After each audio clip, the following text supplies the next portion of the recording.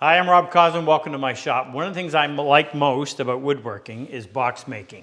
Wood hinge boxes. And the secret to that is making a hinge that literally disappears when it closes.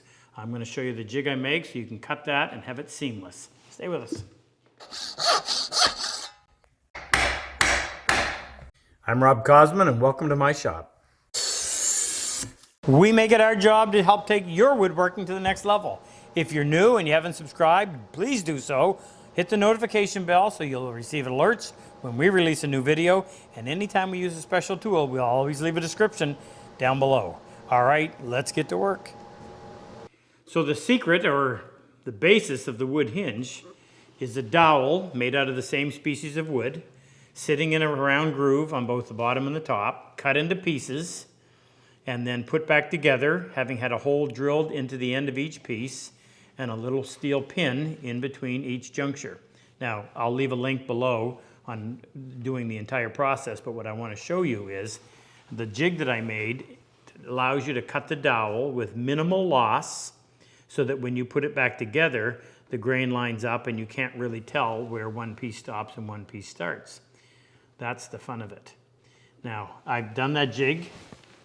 Every time I've ever built one of these, it was in a hurry, so this time I'm going to get a chance to make a good one. You need to have a really good crosscut saw, minimal set, that's key, minimal set, and obviously it wants to be good and sharp. And then there's the jig that allows you to set the dowel in. I'll show you how I do it so that you don't get tear out on the back side, which is typically what would happen. Okay, what makes this work? You'll notice that I have a groove cut on the face of the fence that is a 1/4 inch diameter that the actual dowel sits in. I've got enough registration here in this slot where the saw goes to keep the saw cutting nice and square, and it's the way we make it, it's actually the exact width of the blade. So when we put that in there and press that down, that sits into that groove, and that prevents tear out on that back side.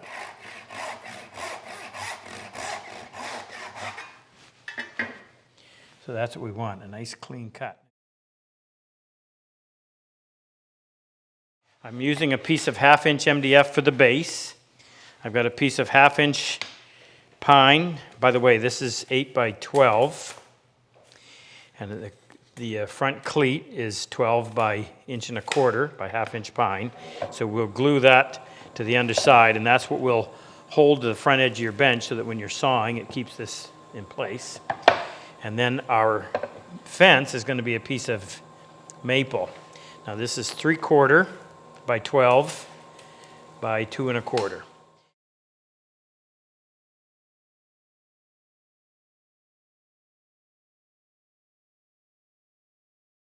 So the first thing I wanted to do, since this is going to be my reference face, I'm on my shooting board.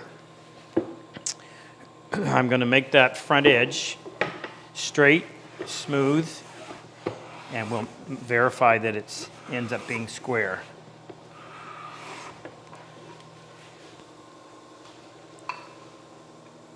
Okay, that's good. This is going to be my face. So if this is my face, we're actually going to cut our rabbit. We're going to cut our rabbit along here and then stop it right there. So.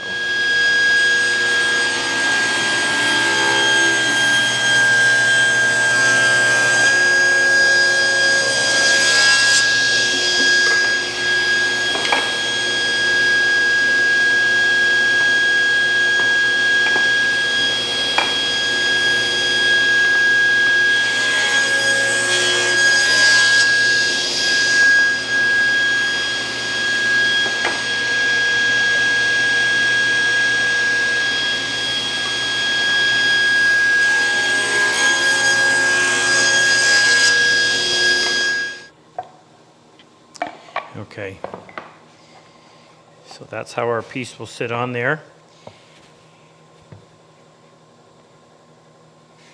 Want that to lay nice and flat. So our next move will be to go in and to cut the groove, that half round groove. And it doesn't have to sit on the bottom.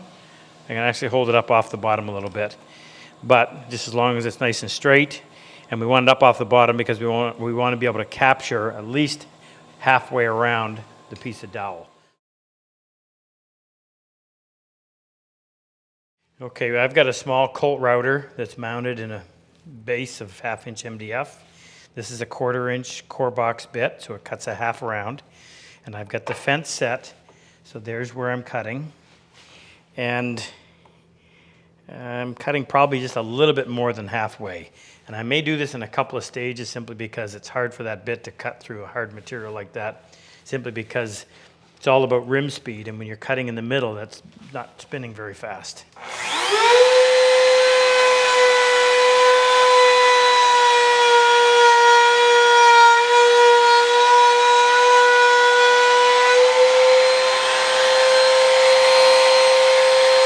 Make sure you keep it tight to the fence.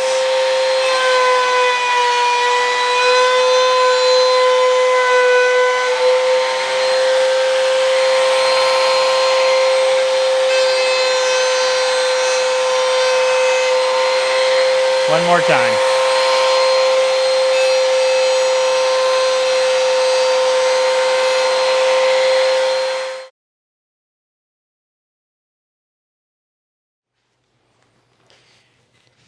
No reason to do anything other than some glue. There's not a lot of force on it.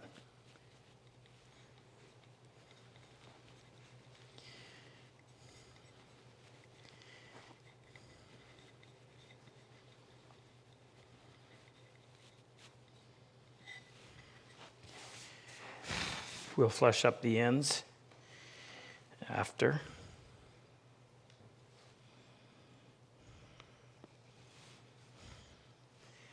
Just give that a second to tack, and then we'll put some clamps on there.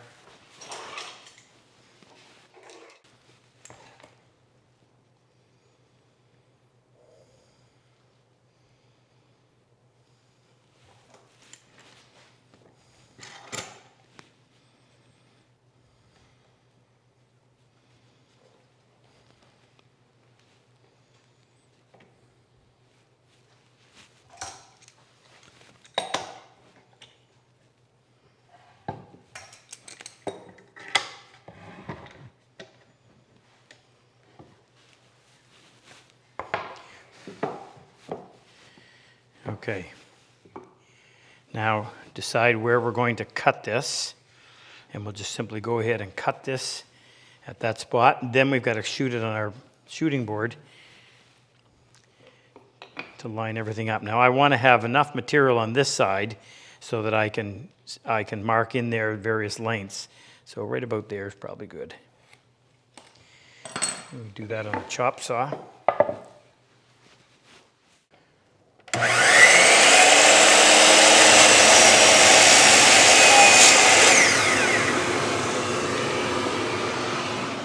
Okay, now we want to have these ends squared.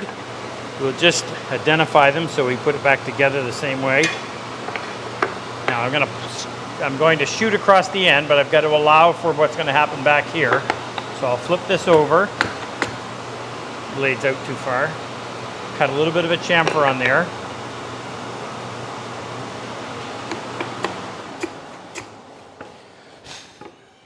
Make sure we don't have any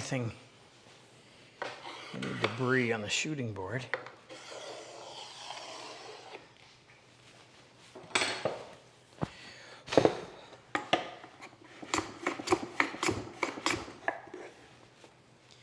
No, not quite. Went a little bit too far, so come back. That little chamfer just prevents the fibers from breaking off on the back side. All right, we'll check this. Square that way, square that way. So that piece is done. Now we're going to do the same thing on this one. Cut our little chamfer on the back side. Flip it around.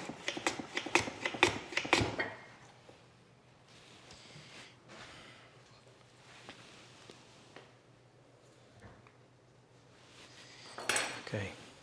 So we're going to fasten this one on first. Then what we'll do is we'll put our saw right there. In fact, just to take care of the little bit of excess set down, actually, I was going to say we could cut a little groove on the bottom to allow for that, but it's going to end up going all the way down through anyway, so it's not that big of a deal. I think we'll move this over so that we have all of this piece on. We'll put this one on first. Make sure there's no debris in there.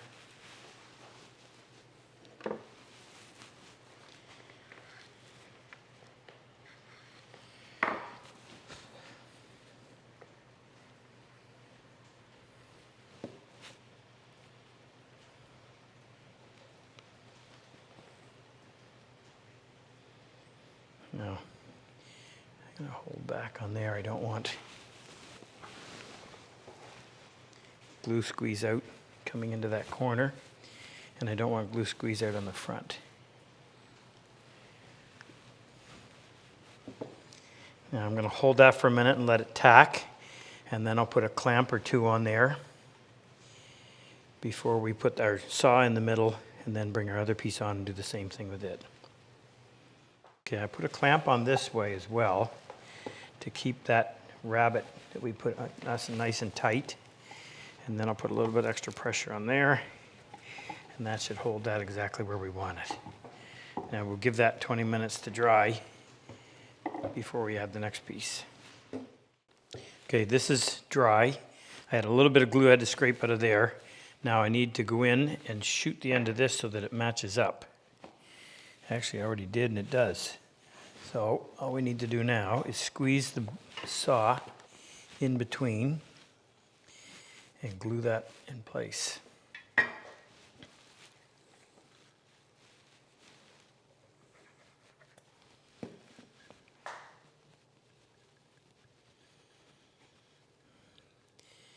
Keep the glue back from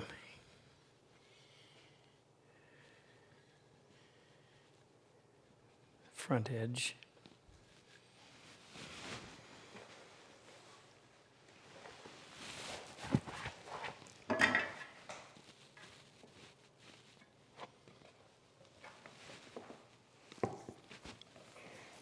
Now,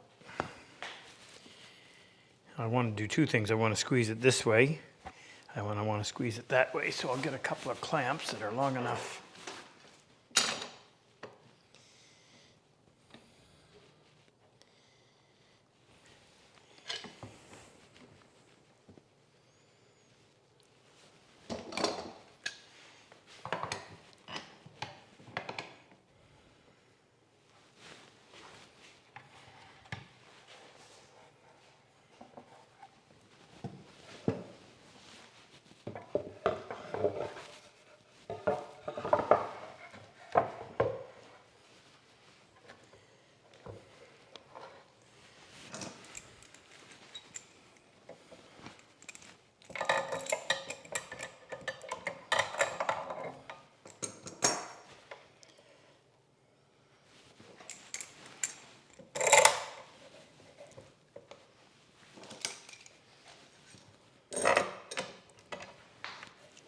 Okay, that's been on there long enough.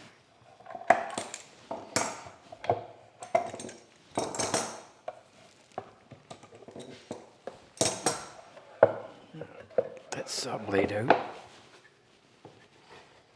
I'm just going to take the chop saw and clean up, flush up those edges.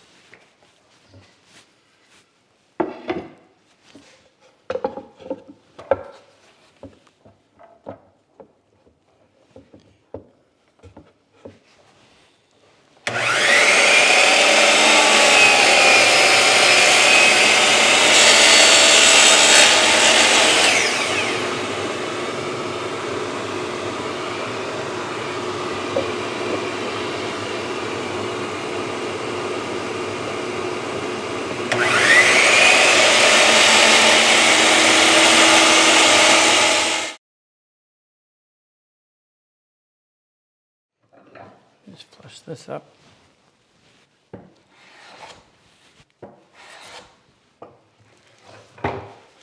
Now, just to make it a little easier to handle.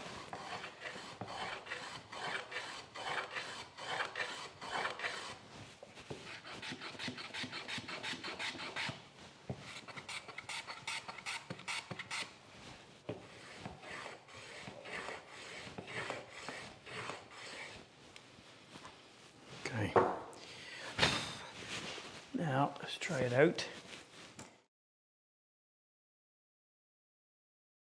All right, here's a piece of maple dowel, and I've got a line on here, so I'll know how to line that back up.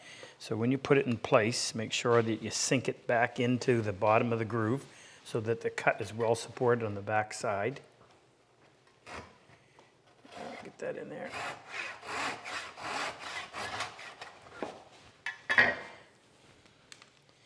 Now, I've got my wood hinge drill jig, so